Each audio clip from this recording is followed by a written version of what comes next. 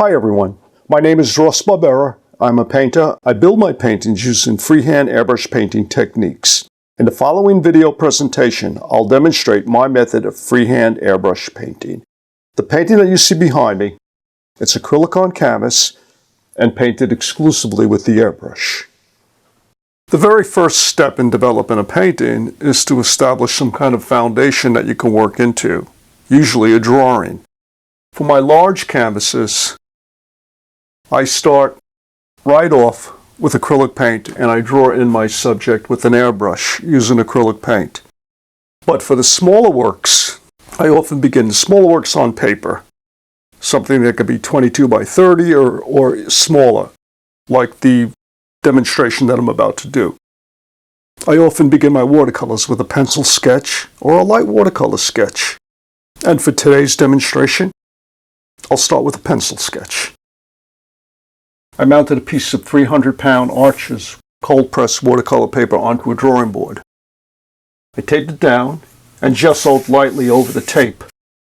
This way it's not affected by the paint when I start spraying the paint to build the image. I like to keep my drawing as clean as possible, so as I build in corrections, I'll be using my kneaded eraser to get rid of some preliminary lines. I've increased the video speed for the drawing part of the airbrush demonstration.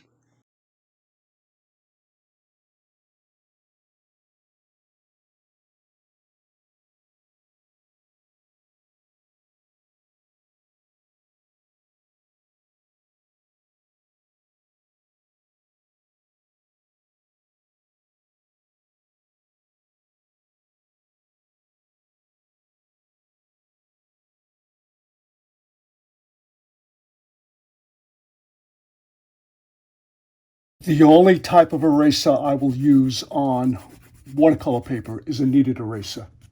It's very gentle. It doesn't damage the surface. Anything else is destructive. And what I usually do if I lay in a drawing is I erase most of it, because these are my preliminary lines. I want to get rid of them, but I use them to correct. When you're drawing, you don't want to get rid of your preliminary lines completely because they are guidelines now. I started out with a blank paper. I didn't know where anything was going. I had to make marks to establish something. Now I could use those marks to evaluate against my subject and continue to make corrections and bring it closer to my subject.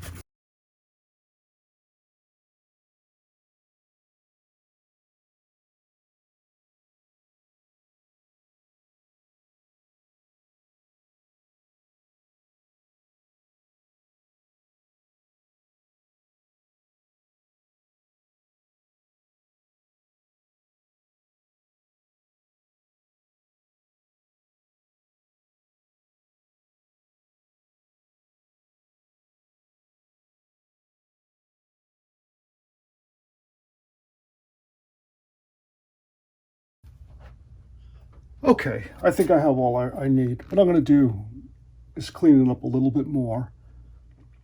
Really reestablish, get all the gray areas out of there, reestablish the white of the paper, and we'll begin the demonstration. Before I begin to paint, I would like to introduce you to some of the paints and the airbrush and other materials that I'll be using throughout the demonstration. This is an Iwata airbrush. It's an HP TR2, in case you want to look it up.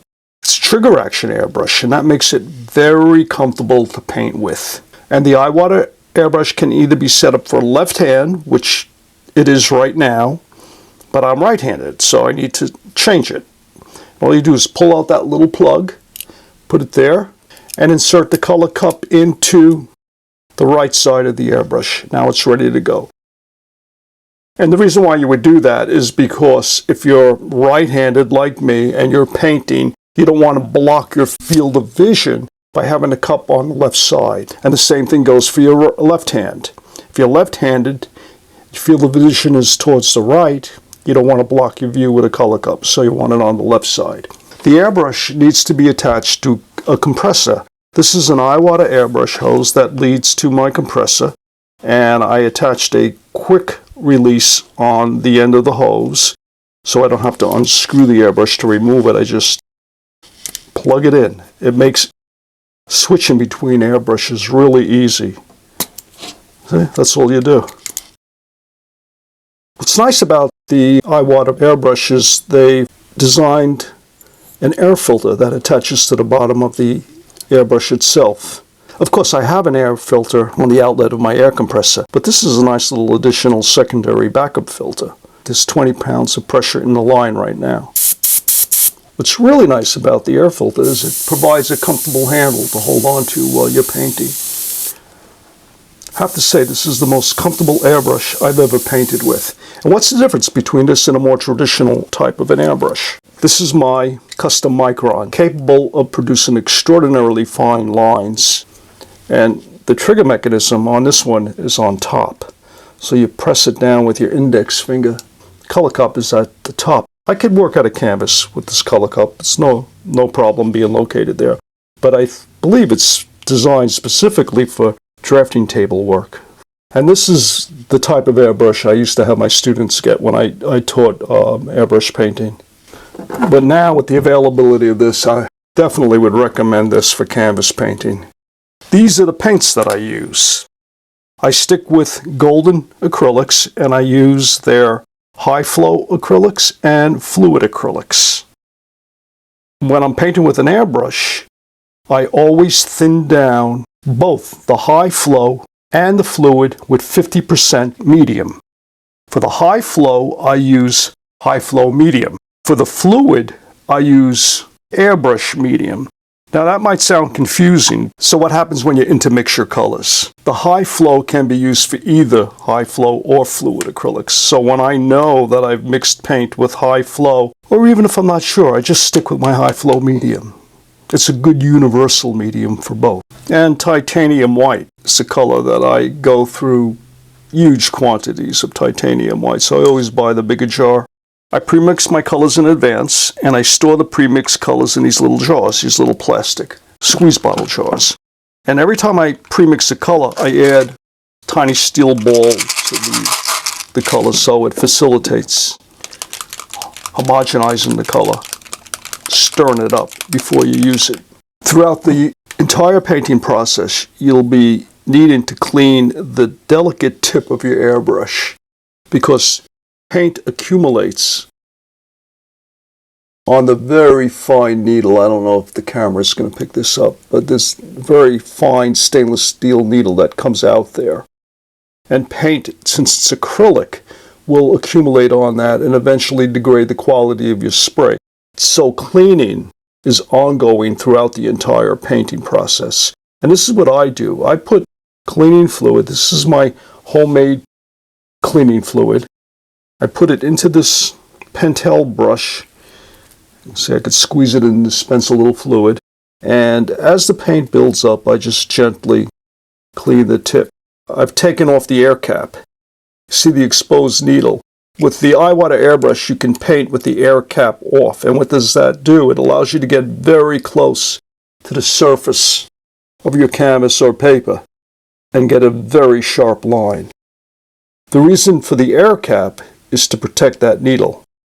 What if you're painting and you get super close to the surface of the canvas and actually hit the canvas, and I've done that many times? Well, you just damaged the needle. It's wise to keep the air cap on. I do remove it to get that tight detail. You'll see me do this in the demonstration. But when I'm doing more general spraying and not getting them really tight, I keep the cap on. We have our paints. We have our airbrush, the air hose, a cleaning device that I rigged, squeeze bottles for dispensing paint, the steel ball to lay in the drawing on paper. And this is only when I work in watercolor or small pieces on paper for airbrush. I use the technical pen and I draw it in with that.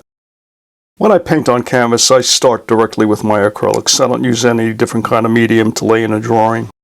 The cleaning solution that I use is based on a fairly popular recipe that you can find if you Google it.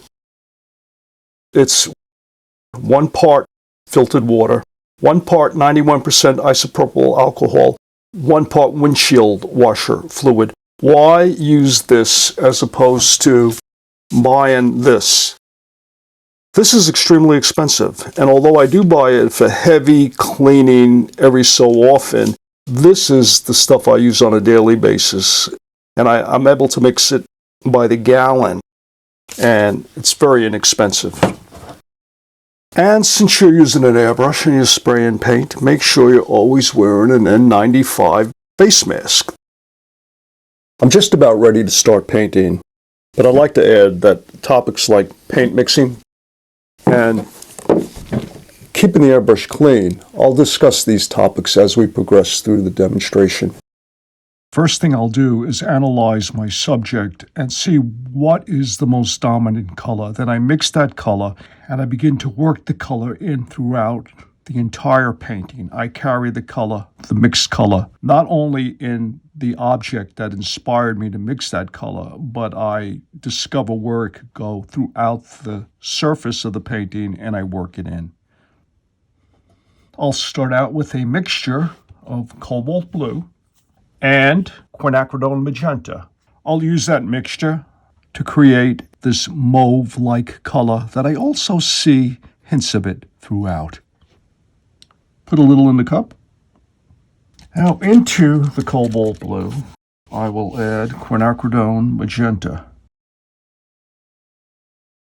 Since I'm going to use an airbrush, I use 50% airbrush medium to dilute the paint. And I like to use the airbrush medium straight.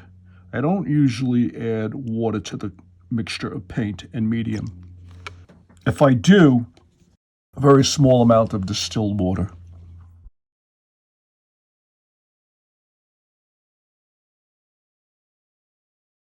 You can see how it's close to what's in the photo.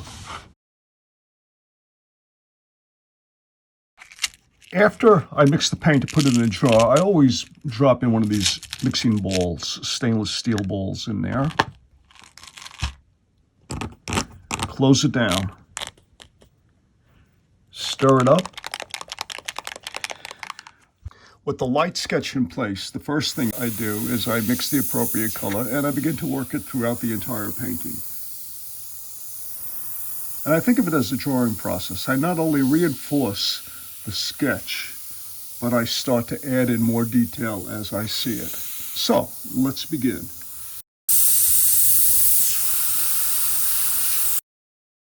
Notice I support the airbrush with two hands.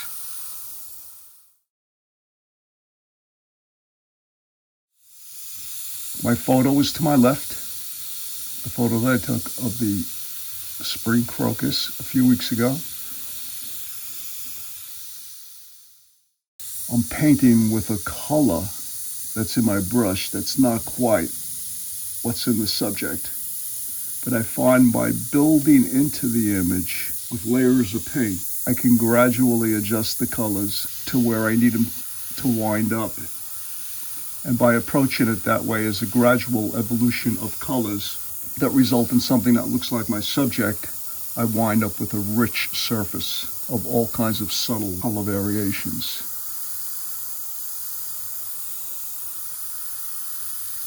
I'm carefully studying patterns on the petal surface and suggesting these patterns by modulating value transitions from light to dark. The color is a mixture of quinacridone magenta and cobalt blue. Then I tint it down with titanium white. And I find titanium white is an extremely important color to use in airbrush painting because it adds an opacity to the colors that really helps with building up color areas. I'm a studio painter that relies on my photography to develop my paintings. So I always have my photograph to the left of me, and I'm referring to it constantly.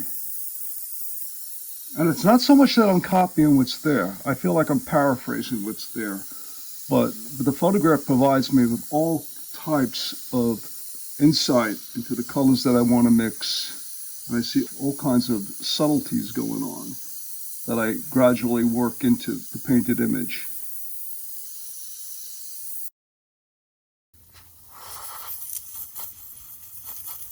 cleaning my airbrush tip.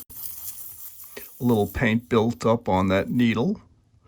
I think we talked about this earlier on. There we go. You can barely see it. But because we're spraying paint, the acrylic, and it's acrylic, it dries on the needle eventually, and it's important to get it off. It'll degrade the quality of the spray if you leave it on, and eventually it'll simply stop spraying.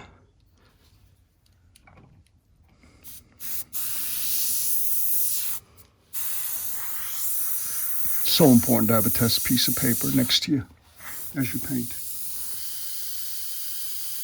So I think of my paintings as value studies of the surface of the image and the subject. And I work in the transitions that I see from light to dark. And of course, why? Because they establish form.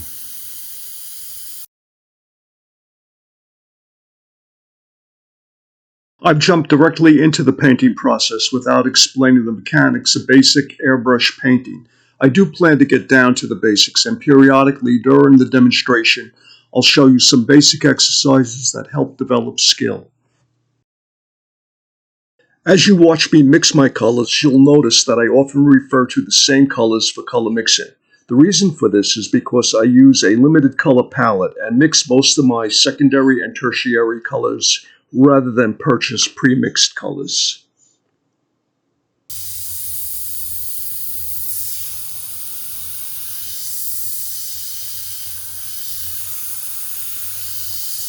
What's really nice about the airbrush is the way you could introduce gradual transitions from light to dark.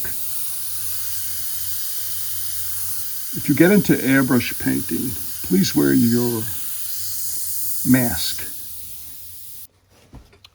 This is what I have on right now. An N95, and that's adequate enough. Also, I'm not doing any heavy spraying. This is very light spraying of paint. And most of my paintings, even my 6-foot canvases, I approach it the same way. So minimal amounts of particulates are floating around, but you need to wear the mask. Notice that as I spray, I'm modulating the color from dark to light and fade out. I first start applying the paint with the airbrush relatively close to the surface of the paper. Then I pull the airbrush back as I fade out. I'm also gradually releasing pressure on the trigger, allowing the trigger to move forward.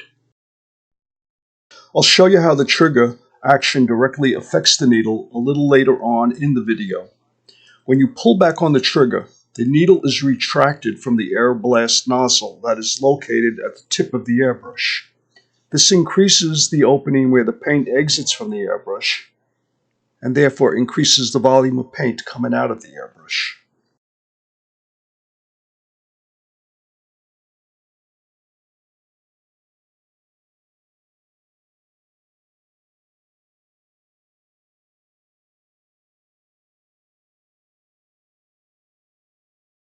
Doesn't matter whether I'm working on a tiny piece or a 6-foot canvas. I mix that singular color, the most common denominator color I see, and I work it throughout the surface, just like you see me doing. The closer I bring my airbrush to the surface, the stronger the color, the sharper the line, and the further I pull it away from the surface. See that? The more subtle and fainter the line.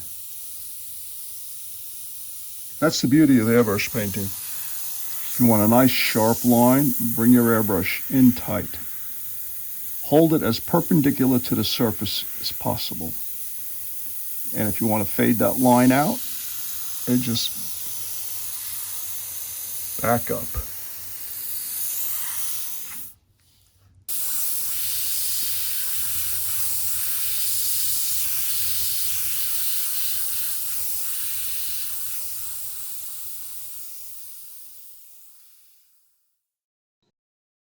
I'm beginning to suggest the patterns of light and dark based on the shadows that I see in the photograph.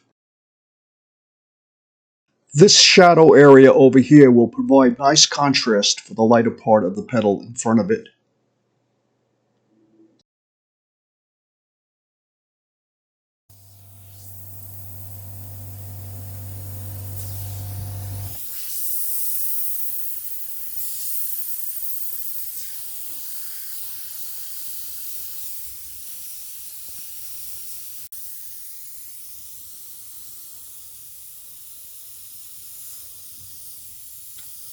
Background is totally out of focus. So you see what I'm doing with my hand, holding the airbrush far away from the surface. And I'm just working in hints of what will eventually turn into the background. Okay, there's a darker area here. My initial approach to establishing a painting is always monochromatic. And after I have the structure established, I'll analyze the photo and mix the next most dominant color that I see and work into the surface with that color. Now, of course, if this was a 4-foot canvas or even a 3-foot canvas, what you're seeing me do here would take the entire day. Now that I have much of the drawing in place and indicated some of the background, what I'd like to do is attack the central yellow part of the flower and just bring it out so I have some contrast from where it is against the petals. And I'll also add the green at this point. And what I decided to do with the center part, instead of going to the lightest yellow that I see in the photo, here, let's get the photo over here. I'm going to use my pre-mixed orangish color as a base color to start out with, and then I'll be able to very effectively work in the lighter yellows on top of that. It'll provide a good foundation for working in. Also, I can see how in areas like this I can begin to apply the color and work in some of the hints of the out of focus background using this orangey color. So let's put some of this color into the airbrush cup.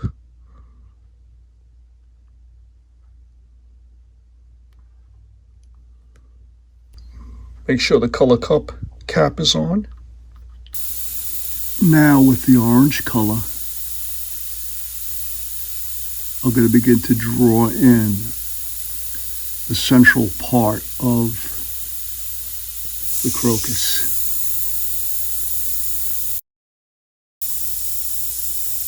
So it provides nice contrast against the mauve color of the crocus. And I'll be able to work in lighter yellows to give it definition and bring it closer to what I see in the photo.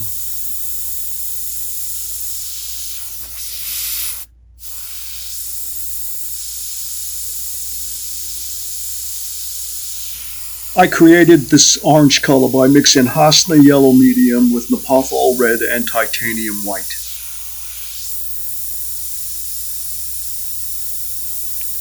With airbrush painting, I don't like to get paint on so heavy that it starts getting pushed around with the air.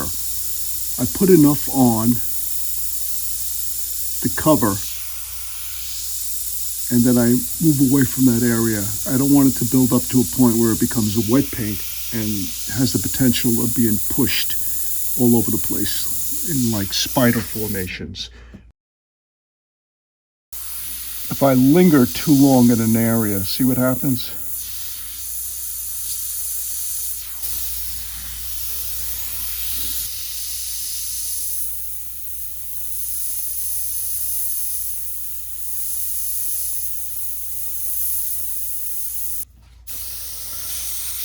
Now let's take a little of this orangey color and begin to use it in the background, because I do see it. Nice, beautiful, warm color. And what you will see, it's not happening yet, but what you'll eventually see with airbrush painting, that as you apply layer upon layer, and mist it on, the colors begin to interact and optically mix to create all kinds of secondary and tertiary colors. And I don't worry about the overspray.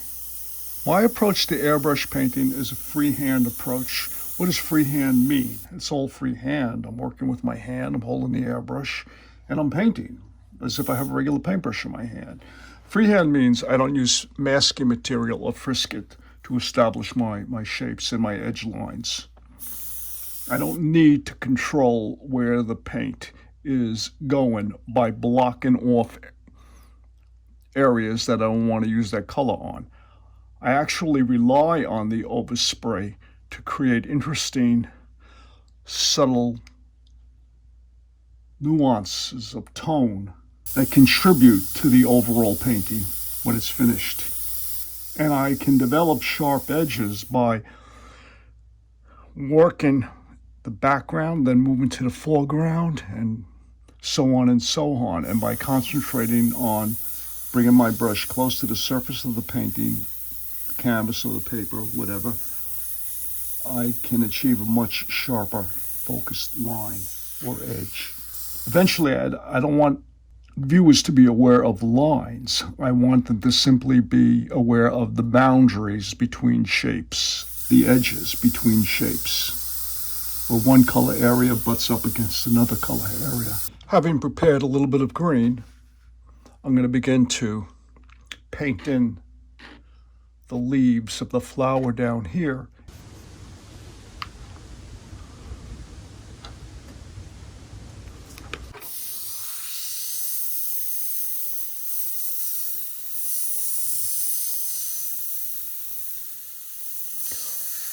Hold the airbrush close to the paper, fine line. Pull it back, a heavier and heavier line.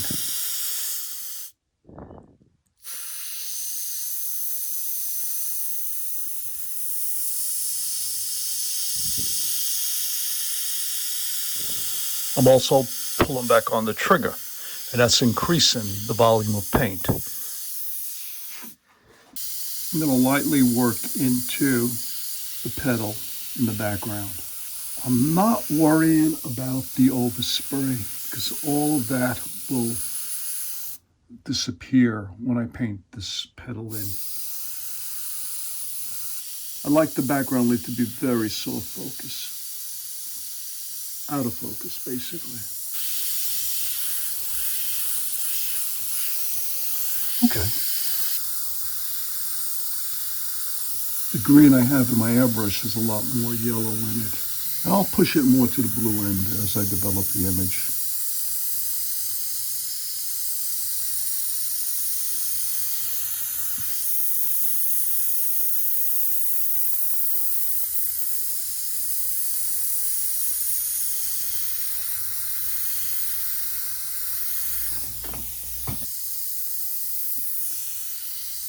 And I like this leaf here. I think it's important for the gravity of the composition to get it in.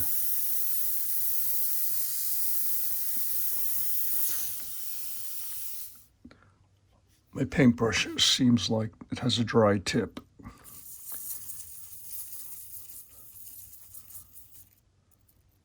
This is the gentlest way of cleaning the airbrush needle.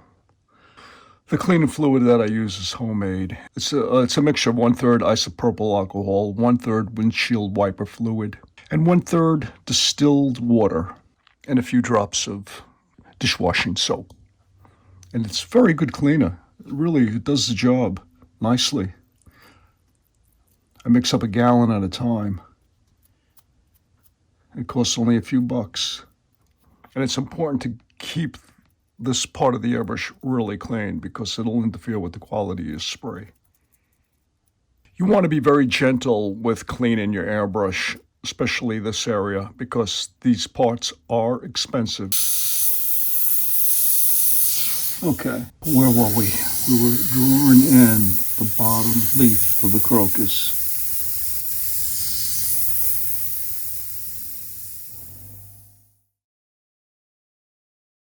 When I need to paint in detail, I bring the airbrush very close to the surface of my canvas or paper.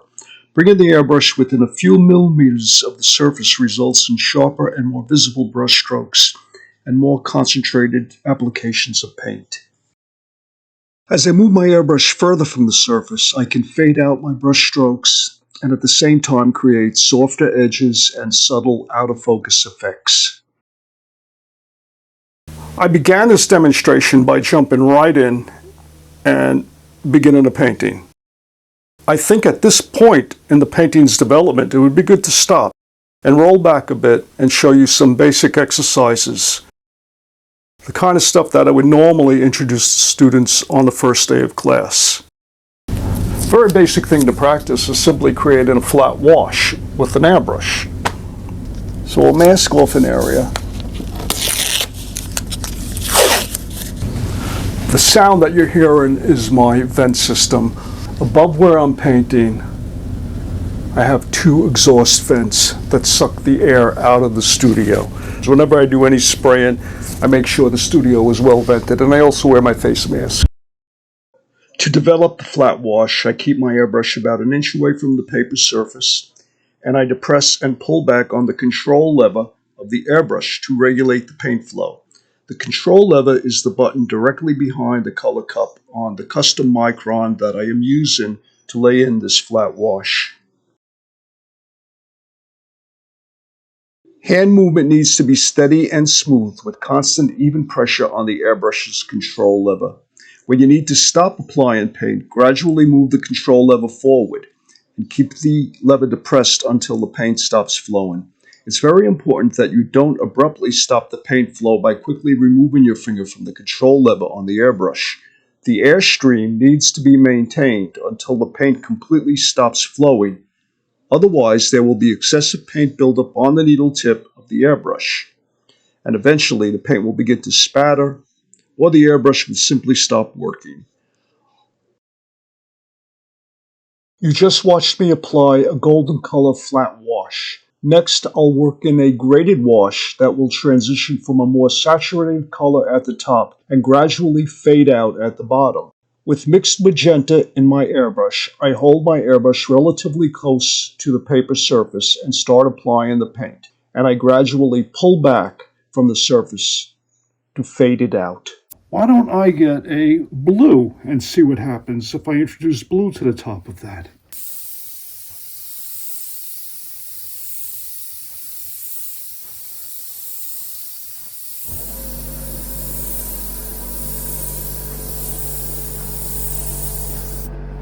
I can't resist getting a piece of paper, ripping it, and putting it here and using it as a stencil to see what happens.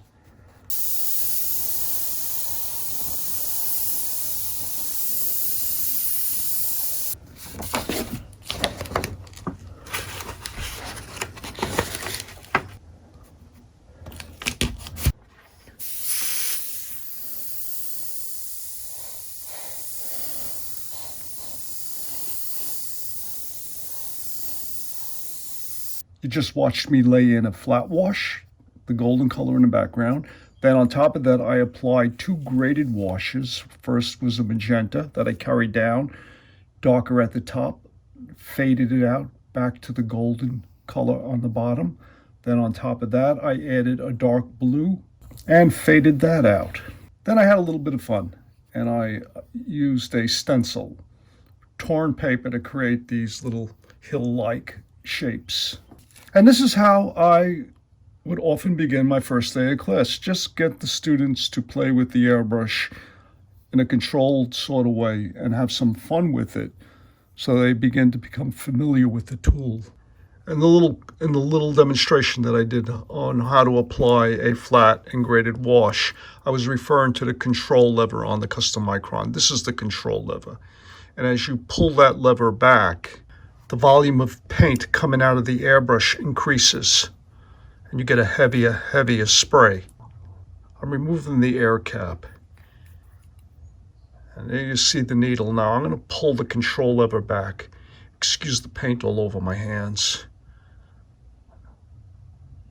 Can you see that?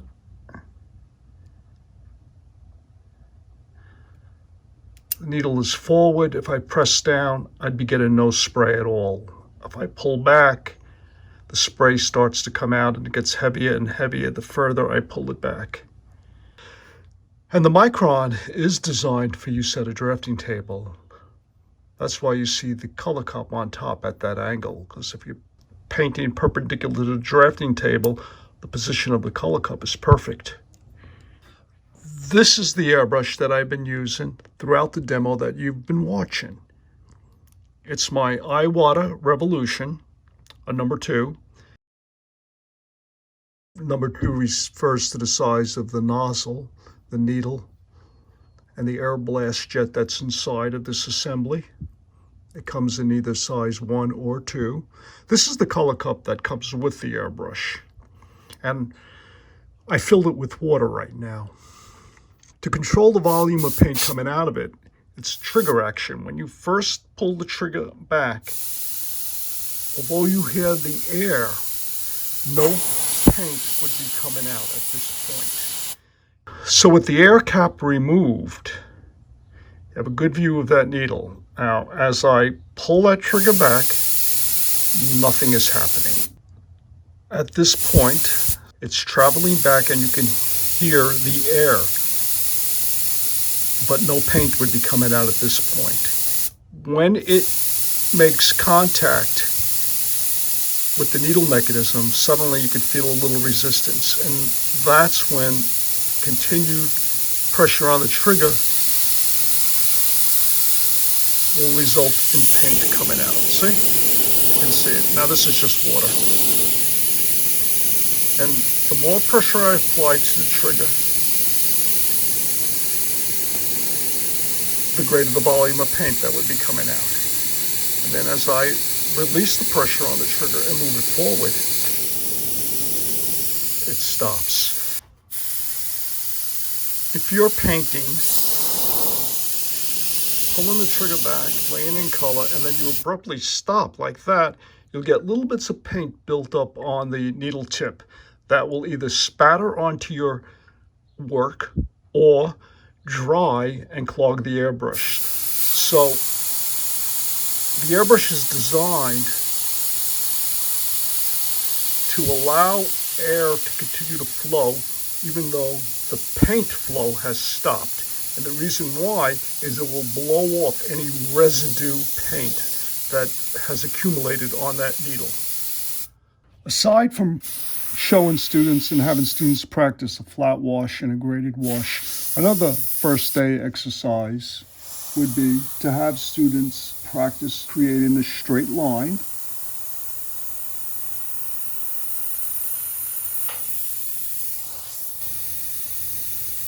I'm hardly applying any pressure to the trigger. So now, to get a graded tone, I've pulled back from the surface of the paper.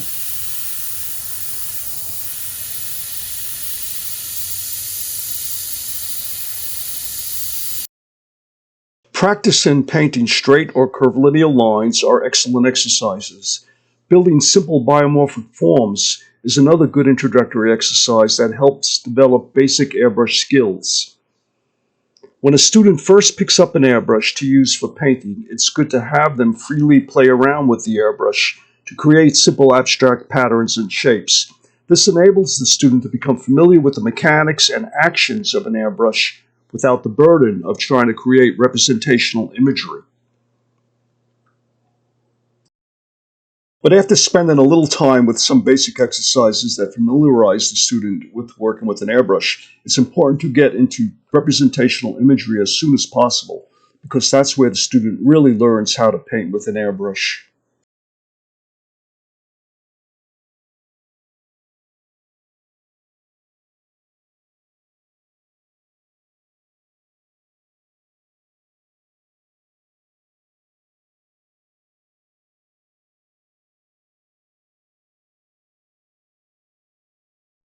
Even practicing writing your name is excellent airbrush practice.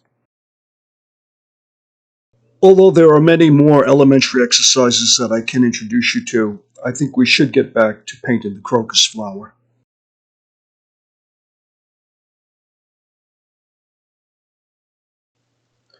I've increased the video playback speed for much of the painting that you see me doing in this demonstration, primarily because painting with an airbrush is a slow process, and if you were watching me paint at normal speed, it would be difficult to see any development in the painted image. I've worked in the mauve-like color, a little bit of orangey yellow, and a green. For my next color, I think a good choice would be this mixture of primary magenta and titanium white. I see it poking through in these areas, and it's a nice opaque color, so it's going to allow me to effectively establish some of these details because it's going to have very strong covering capabilities due to the titanium white. And I'm going to carry that color throughout wherever I think it could be applied.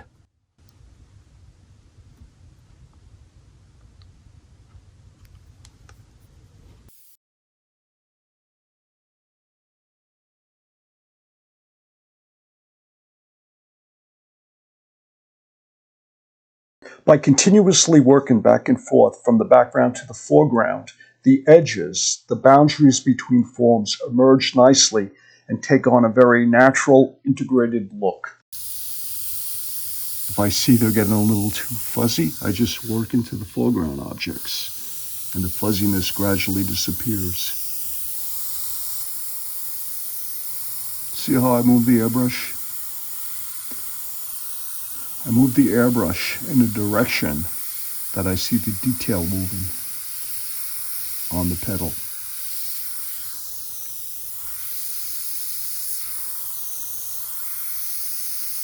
To clean my airbrush, I bring it over to my studio sink. So I unplug the color cup. This hose leads directly into the drain pipe, but it's beyond the P-trap. So the P-trap seals off any vapors that might back up into my studio. And what I can do with this is I plug my airbrush into this. I take one of these squeeze bottles that I filled up with my homemade cleaning fluid. And it has one of these needles. I buy these from a jewelry supply company. And I stick it in there.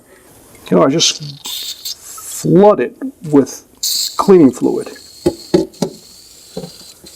Then, knowing that the chamber part has been thoroughly cleaned, I plug in the color cup. I fill that up with fluid and flush it through. Now everything is just going down the drain, and backup vapors are being prevented from coming into the studio by the P-trap. And I usually do this twice.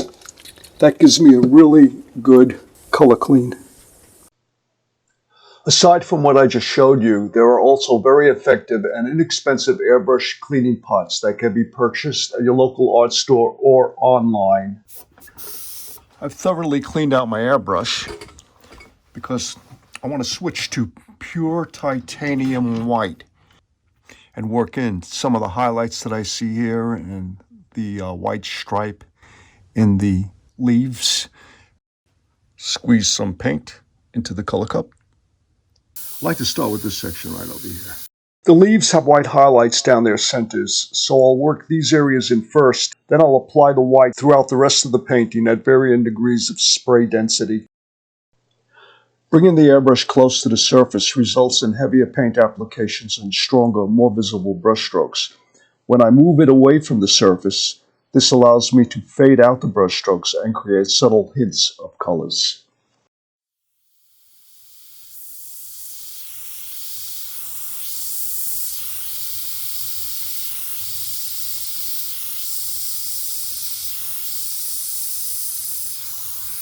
Throughout developing any of my paintings, I use white extensively, just the way you're seeing me do it now. I'll work in some basic colors, and I often switch back to white because of the way I could control the fineness of the spray. It's a way of adjusting colors to create tints.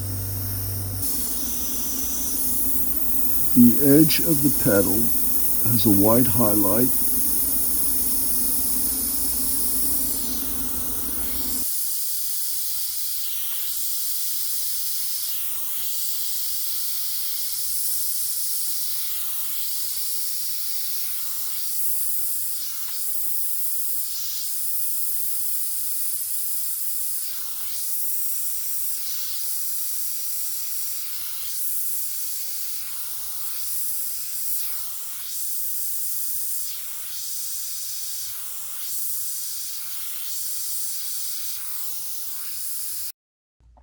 Up to now, you've been watching me paint with the air cap on, and I keep it on when I'm painting most of the time because I don't want to damage the needle, but I would like to show you how you can paint without it. The advantage of taking off the air cap is it allows you to get an even sharper line than you can with the air cap on.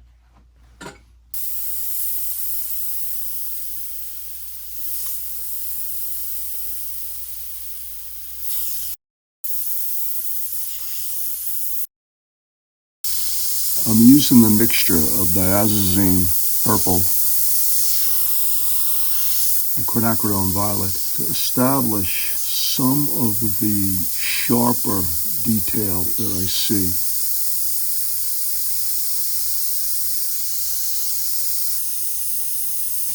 And that's why I took off the color cap, because this is a tiny little piece that I'm working on. And I want to be able to get in really tight with the airbrush to achieve that type of sharp line.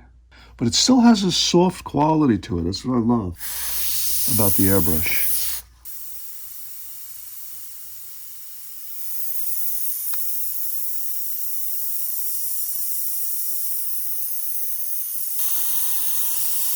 I don't worry about the overspray because eventually I'll go back into the foreground and paint on top of the overspray.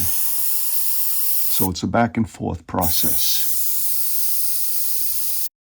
I'm looking at my photo, it's to my left, I'm studying the patterns of light and dark, and I'm paraphrasing what I'm seeing. I'm not trying to copy the detail exactly as it is in the photo, but I'm using it as a guide.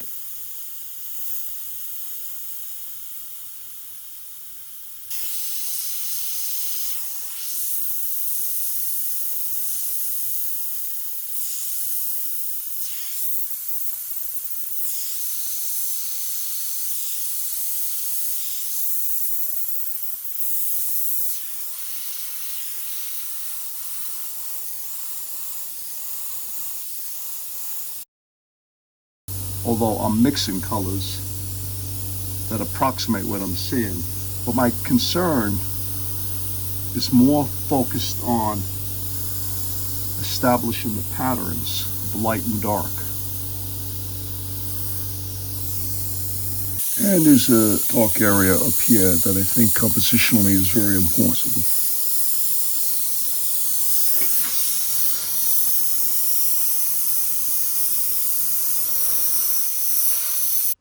This is taking on a very violetish quality, and I want to start shifting it to other colors. So for my next color, I mix a little bit of ultramarine and cerulean blue and mostly titanium white, and I'll begin to work in some of the blues that I see in the photo, especially in this area right over here.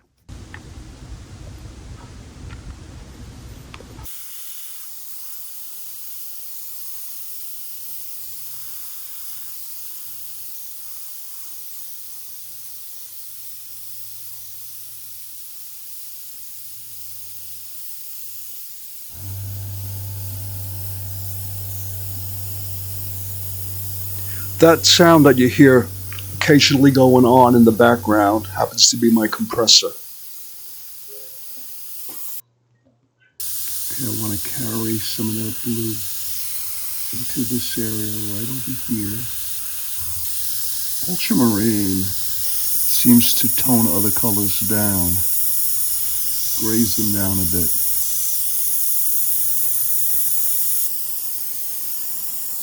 For the background, I keep my hand relatively far away from the surface of the paper. I'm painting on Archer's cold-pressed 300-pound paper. It depends what I'm doing on the primary subject, but most of the time, I'm bringing my hand in relatively close because I want to get a more concentrated mark.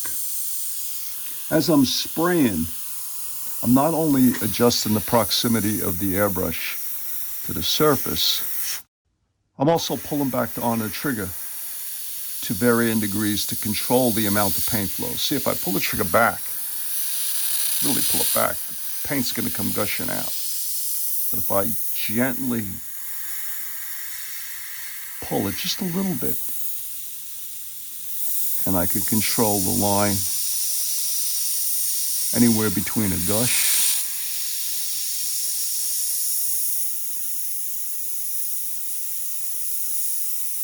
and a fine line.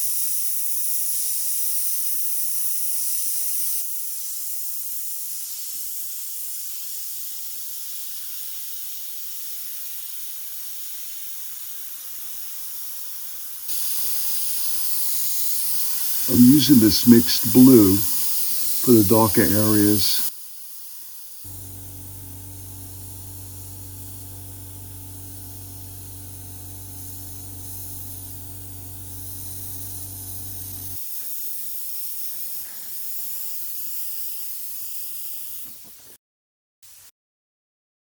I'm starting to get a little bit of contrast between the background and the crocus.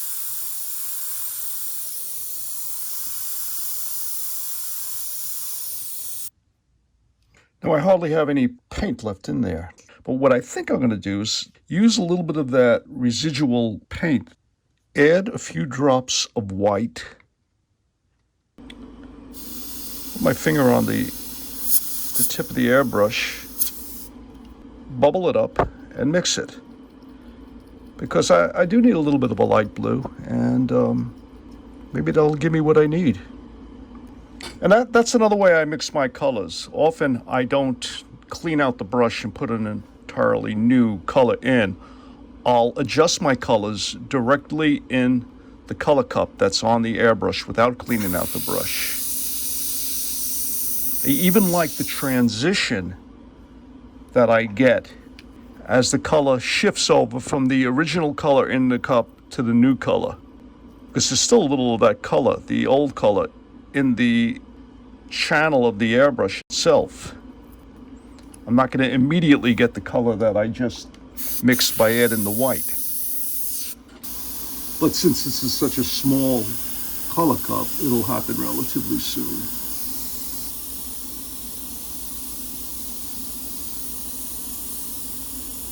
Yeah, it's a lighter tint. Very pale blue in certain areas of this crocus.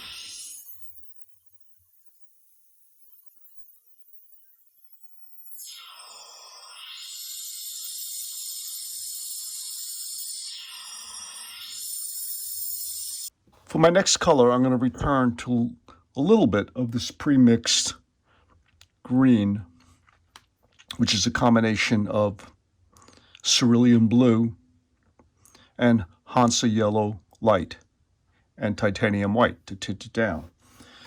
And why am I doing that? I'm doing that because I'd like to reinforce the detail here, get a little stronger accent of green there, and start to carry the green more strongly into the background.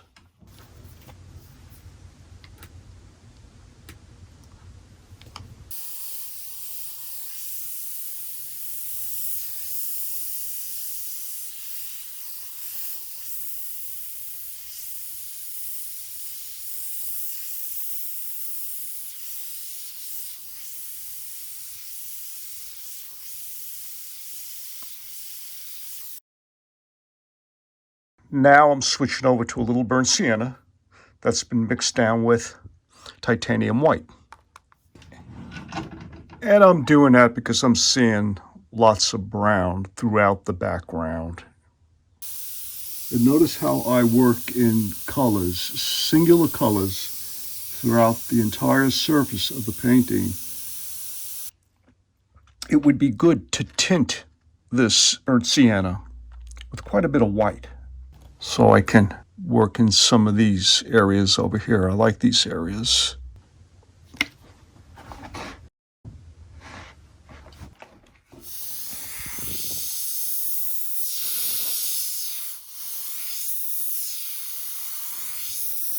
Good. Looks like a much lighter value, and I would like that in areas like over here. Often I work the objects around my primary subject to such a degree that I begin to lose the edges of my primary subject that's when it's time to jump back into the main theme of the painting.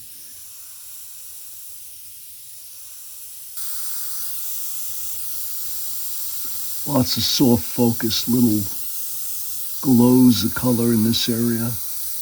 It'll be fun to develop them.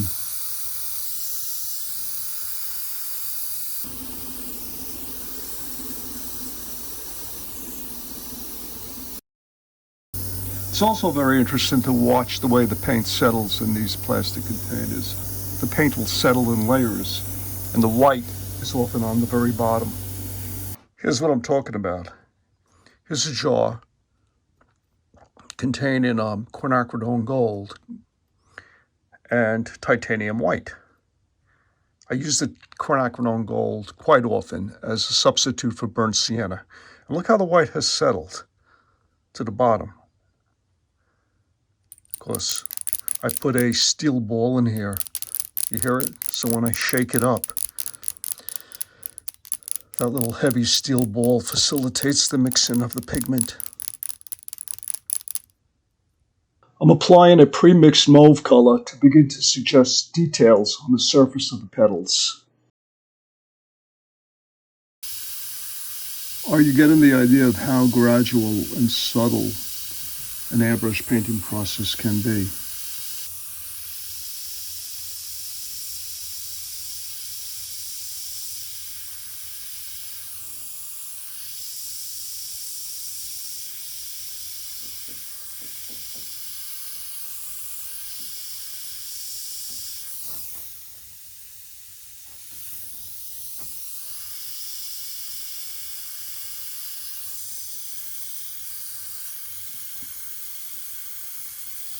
Working with the trigger mechanism on the airbrush,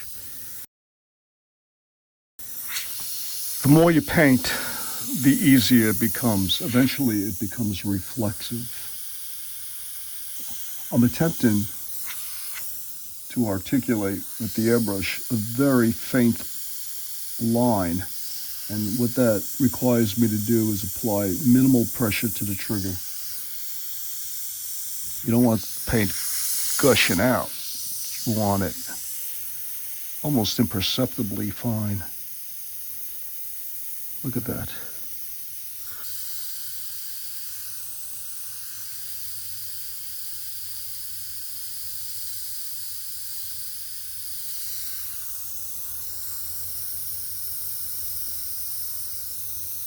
For my next color, I want to start to bring out these rich violet colors in the flower. So I'm going to start with my magenta, and I'm going to add a little cobalt blue to that color. I'm using the fluid acrylics. And although these are wonderfully thinned down for the kind of painting I like to do with the brush, they're way too thick for the airbrush. So, grab some of my airbrush medium and add it to the paint. The medium is loaded with retarders, paint retarders, that help prevent the buildup of dry paint on the needle tip. And I always use a 50-50 mixture.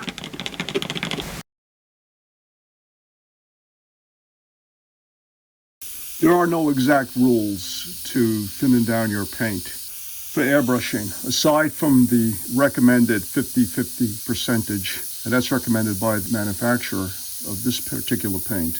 After you do that, you may be finding a need to thin it down even more. And you can add a little water or high flow medium. I like to stick with the high flow medium, and if I add water, I always add distilled water. See, I'm pulling back my trigger now, and nothing is coming out. There we go, it's come out. The reason why no paint was coming out is I'm probably getting a buildup on the needle. So what do? I clean it.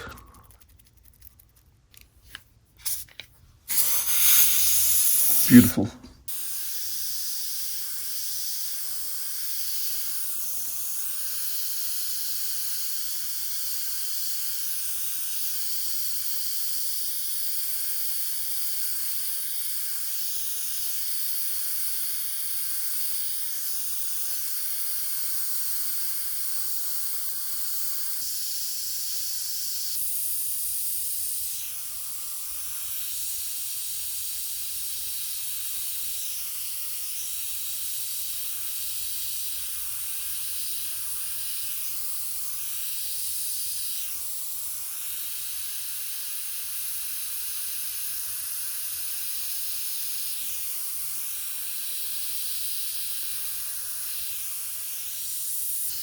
If I get to the end of an area that I'm painting and I want to stop, I simply release the pressure on the trigger. I'll do that again. I want to stop right there. I'll release the pressure on the trigger, but I still allow the air to come out, because what that does is it helps clean the tip of the needle by blowing off any paint that might be on it. If I stopped abruptly, I would get a quicker buildup of paint. And that is definitely something you want to avoid. Although I usually keep the air pressure around 20 pounds per square inch, there are no set rules as to the exact air pressure you should use. The particular color that you're using, the thickness of the thin down paint all affect the pressure that you're going to be needing to use. And you have to play around with the pressure to hit it on the head. But usually 20 pounds is a good ballpark figure. It works nicely with most paints. Now I'm using this violet that I mixed over the blues and some of the greens of the background to darken the background. Now that I have a little bit of paint left in the cup, I'd like to tint it down even further. So I'm going to add a little titanium.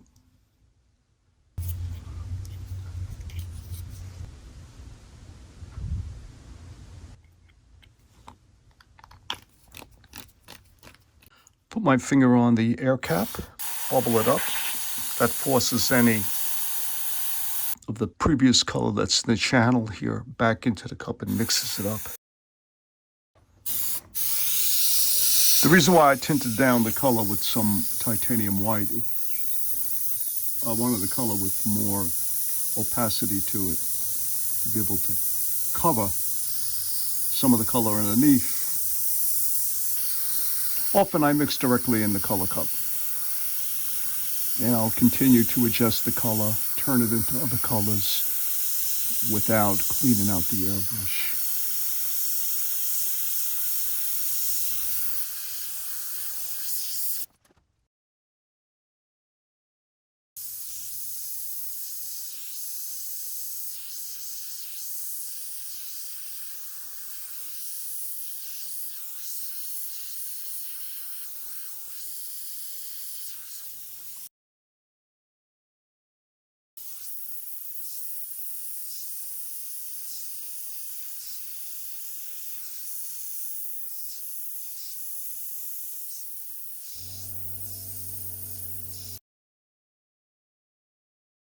And I just added more white to that little color cup. I want to continue to tint this down to progressively lighter and lighter values.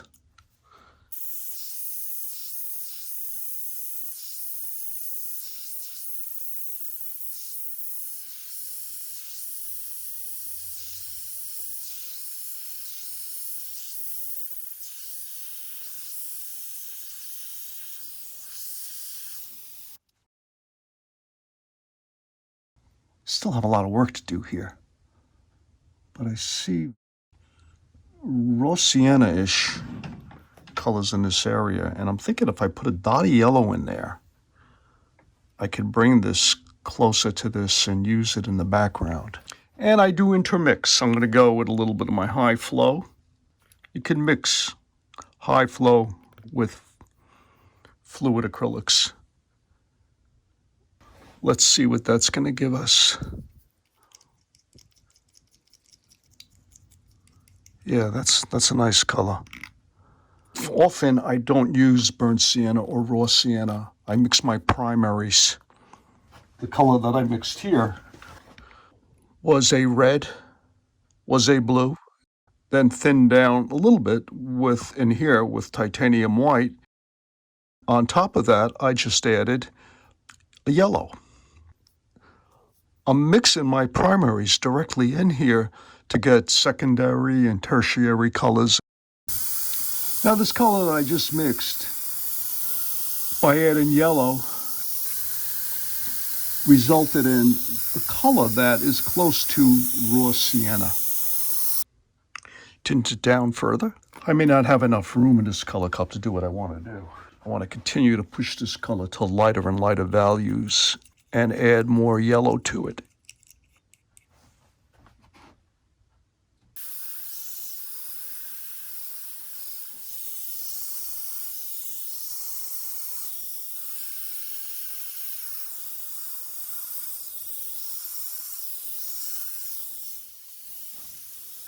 To darken the areas over here, and maybe bring a little up to here, I'm going to go with anthraquinone blue.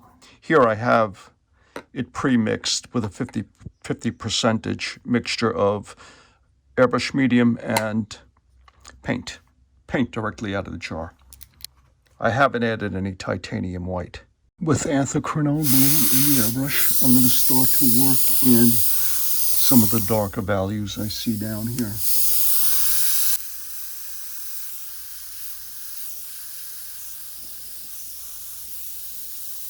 Notice I'm not worrying about the petals. I'll just paint them in again. But in order to maintain the continuity of the background, I don't hesitate to spray over the foreground if I have to. It all contributes to the rich variety of colors in the final piece.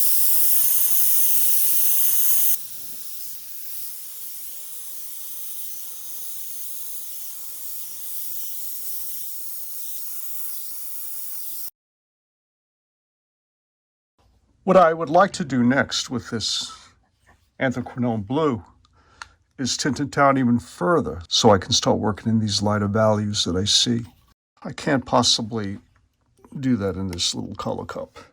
So I'm going to pour some of the paint out. In fact, I'll pour it all out. Save it for future use. Add the white.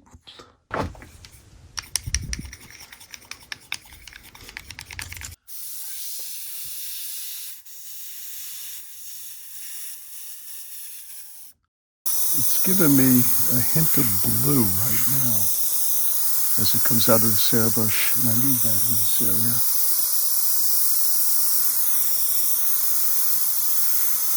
I'm going to tint it out further.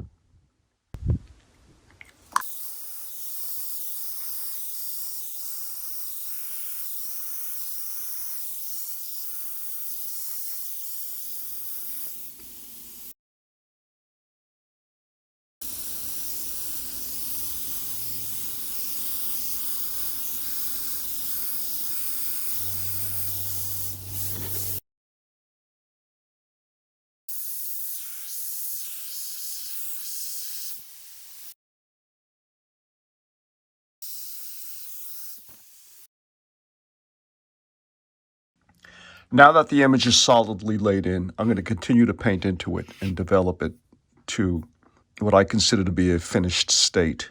For my next color, I'm going to use this mixture of permanent green light and titanium white to begin to establish some of the greens I see in these areas and start to redevelop this down here. Eventually, I'll adjust the color of the crocus more towards the blue end of the spectrum, because I see a lot of blue in areas like this and in the petals, and I'll also bring this out with much lighter yellows.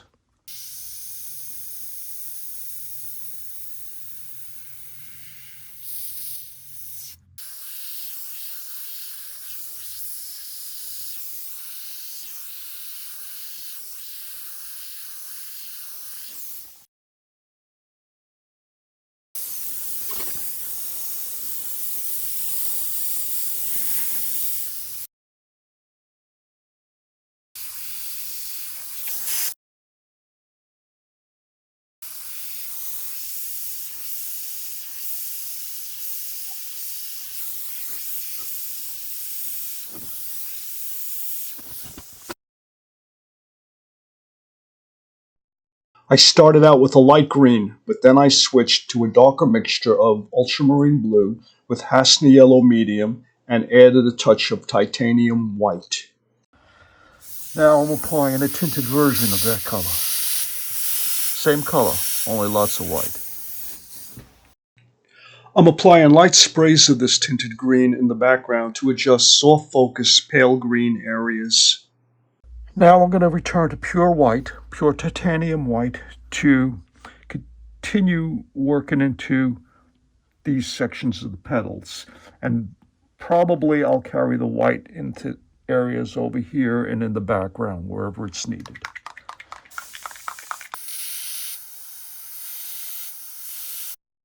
White is the dominant color of the center parts of the leaves.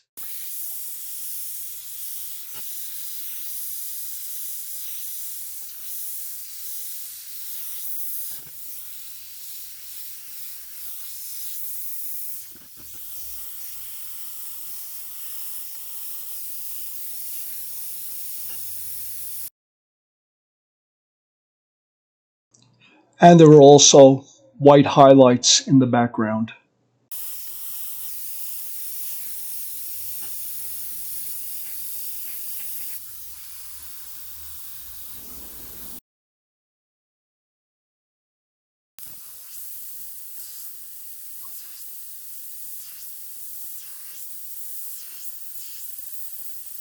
Now I'm reinforcing the whites that I see along the edges of the petals. I just took off the air cap to enable me to get in tighter in areas like this and this. The Iwata is a precision tool that has the capability of producing extremely fine lines and very subtle mist. If your intention is to paint in a photorealistic style, this is definitely the airbrush to use. Can you see the buildup? Look at that. That's why it's imperative to clean it, because that buildup will degrade the quality of this spray, and eventually the brush will not spray at all. I'm working in a very light yellow to develop this part of the flower. My studio work is based exclusively on my photography. My camera is my image hunting tool, and I'm always out there photographing landscape and flowers and whatever as research for paintings. But when I do work outside, that work is dedicated totally to objective drawing and painting from the landscape. No camera work involved. I feel it's vitally important for studio artists to take opportunities to draw directly and work directly from nature. For that work, I usually use watercolor, my sketch pad, or I really like working in the tablet. Programs like Procreate and Photoshop are ones I often use to draw directly in the tablet. Tablet's a wonderful tool for working outside. Now I'm going to throw a little bit more green into this yellow. Blowing out the yellow. Good. Now I have the green.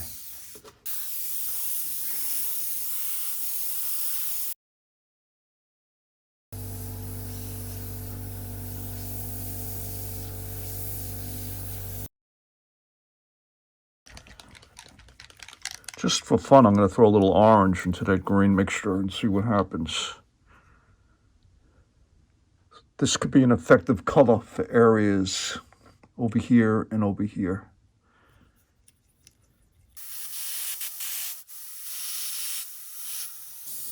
The addition of the orange to the pre-mixed green is resulting in a beautiful brownish warm color that I see weaving itself throughout this area. So with just using primary colors, I've mixed a color that comes extremely close to yellow oxide or raw sienna. And sometimes I limit my palette to a simple selection of primary colors, usually phthalocyanine blue, primary magenta or quinacridone magenta, Hasna yellow medium, and titanium white. And sticking with those three colors, I can mix an incredible spectrum of colors just by using this process of mixing in the cup. Now I'm going to dig into my collection of pre-mixed colors and start to work on some of the detail.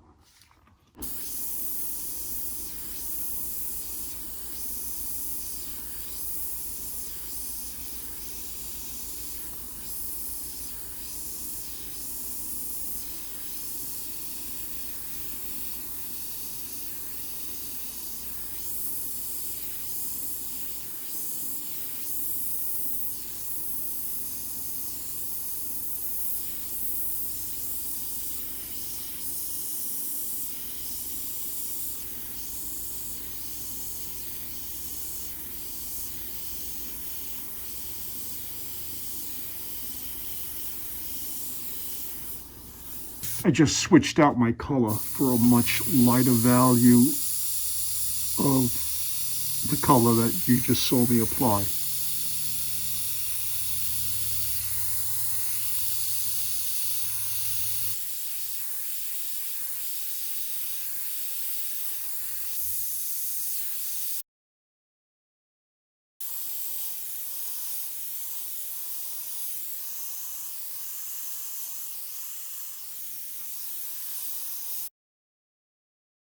Now I'm applying a very dilute mixture of diazazine purple and lots of high flow media. There happens to be a lot of purple in this part of the flower. In this color, I left it very transparent, no white. It's perfect to bring out the purplish areas. As I develop my paintings, I work back and forth between colors that are tinted with titanium white and colors that remain 100% transparent. Transparent glazes over opaque underpainting enriches the painting.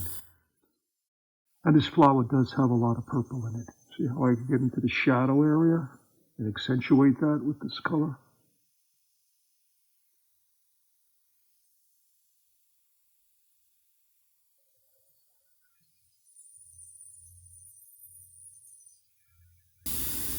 Often I'll develop areas with just white with the intention of glazing into them with transparent colors, because the white acts as a reflective underpainting that intensifies the transparent color on top of it. Sort of like watercolor painting. When you lay down a wash over the white of the paper, it's the light passing through the wash, hitting the white of the paper and bouncing back to your retina that produces those beautiful, rich, luminous watercolor washes that we're all accustomed to seeing. So even though I've been talking about how I mix down most of my colors with titanium white, in reality, I do work with a combination of opaques and transparents. And by the time I'm into the final stages of the painting, I'm working back and forth between the two, and often glaze over my opaque colors with transparent colors.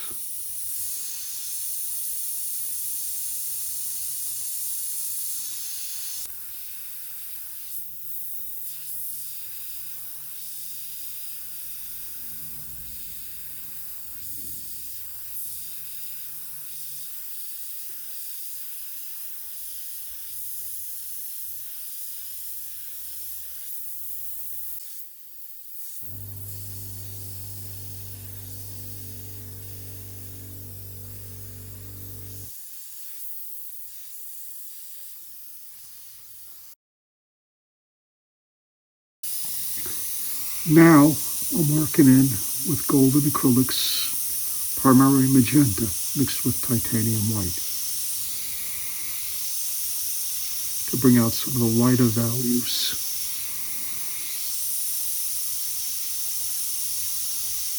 At this stage of the painting's development, I need to continue to build into it, work in the background, work in the foreground, add in detail, making changes and adjustment until everything, in my opinion, seems to work.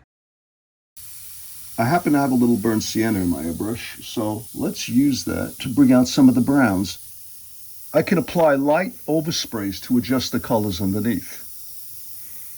So when I come to an area like this, which is fairly dark in the photo, I could shift it to a hint of golden brown, but I'm also able to darken the area because I'm overlaying it on top of a blue, and they somehow optically intermix to create darker values. As I move into the final stage of this demonstration, I've been mixing colors and building into the image off camera, the same as you've watched me do all throughout this presentation. When I'm almost finished a painting, I usually spend some time reestablishing the highlights.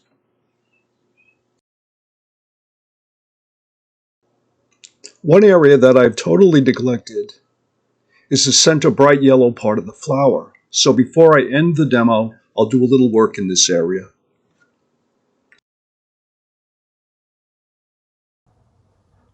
I do realize that airbrush painting can be extraordinarily subtle. The paint that goes on often is very light mists. and the camera may not be picking it up.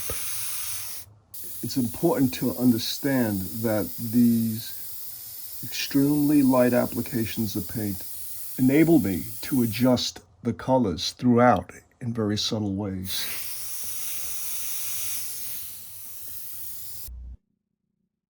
That concludes this introductory presentation to freehand airbrush painting.